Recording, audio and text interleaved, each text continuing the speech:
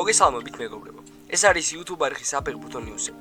დღეს ჩვენ ვიდეოში შემოგთავაზებთ ხელსხელ ტრანსფერებსა და საინტერესო მოვლენებს ფეხბურთში.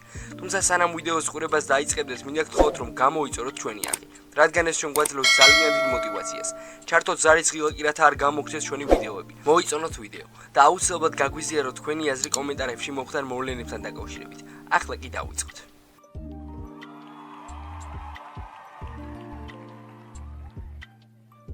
ესპანური კადისის ქართველმა შემტევმა იური ტაბატაძემ ცოტა ხნის წინ ოპერაცია გაიგეთა. კლუბის მიერ გავრცელებული ოფიციალური წინადადებით 26 წლის ფეხბურთელი თავს კარგად გრძნობს და სარეაბილიტაციო პროცესს რამდენიმე კვირაში დაიწყებს.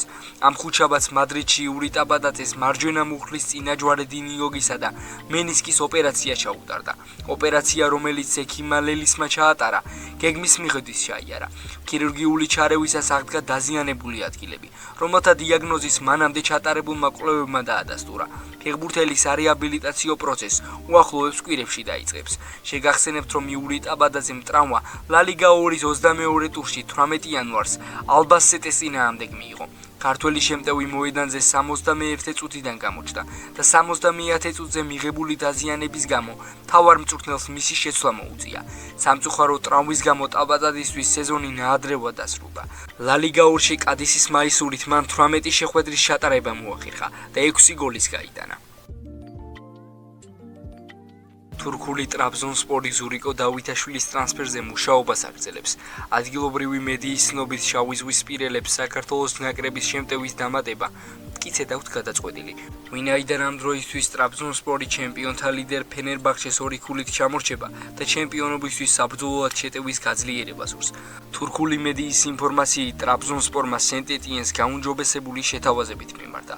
თუმცა დავითაშვილი ერთადერთი სატრანსფერო სამიზნე არაა და თუ მწვანეებთან მოლაპარაკებები წარუმატებლად დასრულდება, თეკეს გაწვრთნილი გუნდი სხვა ვარიანტებზე გადაერთვება.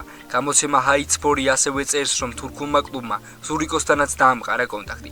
ჰაიტსპორტის ინფორმაციით სენტ-ეტიენი დავითაშვილის სანაცვლოდ 15-16 მილიონ ევროს ითხოვს, თუმცა თურქული კლუბი ფასის დაწევას ცდილობს. რა თანხას იხდიდა ტრაბზონსპორი ზურიკოს სანაცვლოდ პირველი შეთავაზების ფარგლებში უცნობია, თუმცა მედიაში ასევე გავრცელდა ინფორმაცია ოლიმპიაკოსის წინადადებაზე, რომელიც დავითაშვილს 10.5 მილიონ ევროს და ბონუსების სახით კიდევ 3 მილიონ ევროს იხდიდა, რამაც მწვანეები არ დააკმაყოფილა. ამის შემდეგ ფრანგულმა ლეთენსპორტმა დაწერა, რომ ზურიკო დავითაშვილმა სენტ-ეტიენის ხელმძღვანელობასთან ისაუბრა და აცნობა, რომ მიმდინარე ზამთარში კლუბის დატოვებით დაინტერესებული არაა. შეიცვლის თუ არა კლუბს ქართველი ფეხბურთელი, ამას რამდენიმე დღეში გავიგებთ. ვინაიდან სატრანსფერო ფანჯარა ევროპის ქვეყნების უმეტესობაში 2 თებერვალს თურქეთში კი 6 თებერვალს იხურება.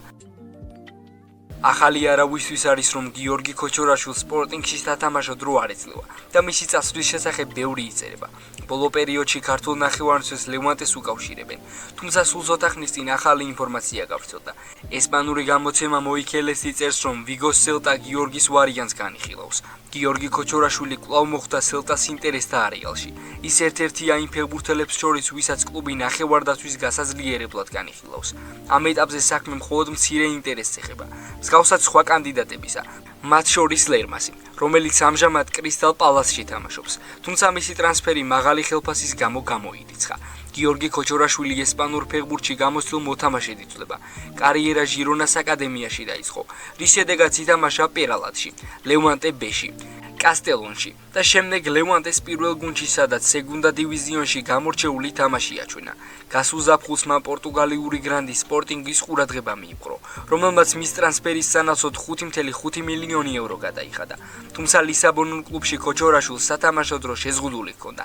ჩემპიონატში მხოლოდ 475 წუთი, ხოლო ჩემპიონთა ლიგაზე 62 წუთი ითამაშა. ამასთან სელტა არ გამორიცხავს შემადგენლობის შევსებას ფერ ლოპესის დამატებით, რათა ის სიცარიელი შეავსოს, რომელიც ფრან ბელტრანისა და დამიენ როდრიგესის არყოფნად დატოვა. ამ პროცესში მნიშვნელოვან როლს უგო ბურისიო ასრულებს. კლუბის სრულნდობას უცხადებს აკადემიის აღზრდილს, თუმცა ფაქტია, რომ ჯერჯერობით მან მხოლოდ რამდენიმე წუთი ითამაშა რაიო ვალეკანოს წინააღმდეგ შეხვედრაში. შეგახსენებთ, რომ მიმდინარე სეზონში გიორგი ქოჩორაშვილმა ყველა ტურნირზე ერთად 20 მატჩში მიიღო მონაწილეობა და 2 საგოლე პასი შეასრულა. აშკარაა, რომ მეტი სათამაშო პრაქტიკისთვის მან სპორტინგი უნდა დატოვოს, თუნდაც იჯარის წესით.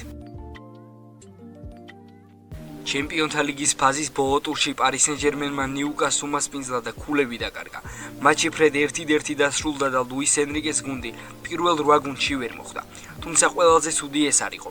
ხვიჩა კვარაცხელიამ კოჭის ტრავმა მიიღო და მოედანი 23 წუთზე დატოვა. იქამდე კი ქართველმა ფეხბურთელმა საგოლე პასი გააკეთა. მისი გაზომილი პასით ვიტინიამ ისარგებლა. ჩემპიონთა ლიგის ფაზის მერვე ტურში ნიუკასლთან მიღებული ტრავმის შემდეგ ხვიჩა კვარაცხელიას დაზიანების სიმძიმე ცნობილია. ასევე ცნობილია ის, როდის დაბრუნდება ქართველი ვარსკვლავი მოედანზე. ცოტა ხნის წინ ხვიჩას ძმამ ნიკა კვარაცხელიამ სოციალურ ქსელში დაწერა, რომ ქართველი ფეხბურთელი საჯარიმო პროცესს 2 კვირაში განაახლებს. მანამდე ცნობილი გახდა, რომ ხვიჩას მარცხენა კოჭის იოგის დაზიანება აქვს, მაგრამ საბედნიეროდ ტრავმა სერიოზული არ აღმოჩნდა და კვარა 2 კვირამდე დაისვენებს.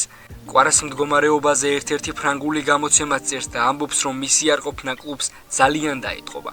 ის გუნდის საკვანძო ფიგურაა. ზუსტი დიაგნოზისთვის ლოდინია საჭირო. თუმცა განმეორებით კადრებში ჩანს, რომ კოჭი საკმაოდ უხერხულად გადაბრუნდა. მირჩევნია ოპტიმისტურად დავრჩე. თუ საქმე მხოლოდ 1 ან 2 კვირას ეხება, ეს პრობლემა არაა. მაგრამ ერთი თვითან მეტით ჩამოშორება უკვე მტკინეული იქნება. კვარაცხელიას აქვს ატიპური ტექნიკური თამაშის სტილი, რომელსაც გარდა ტეხის შეტანა შეუძლია. დეზირე დუე რაღაცით გავს მას, თუმცა ხვიჩას უფრო დიდი ხედვა აქვს ვიდრე სხვებს. მას აქვს ნიჭი აიყოლიოს თანაგუნდელები და მუდმივი მოძრაობით დააბნიოს მეტოქის დაცვა, რაც სივრცეებს განაპირა მცველებსაც უთავისუფლებს. მისი არ ყოფნა პარიზელთა შეტევას შეაფერხებს, თუმცა გუნდს სხვა იარაღების მოეპოვება.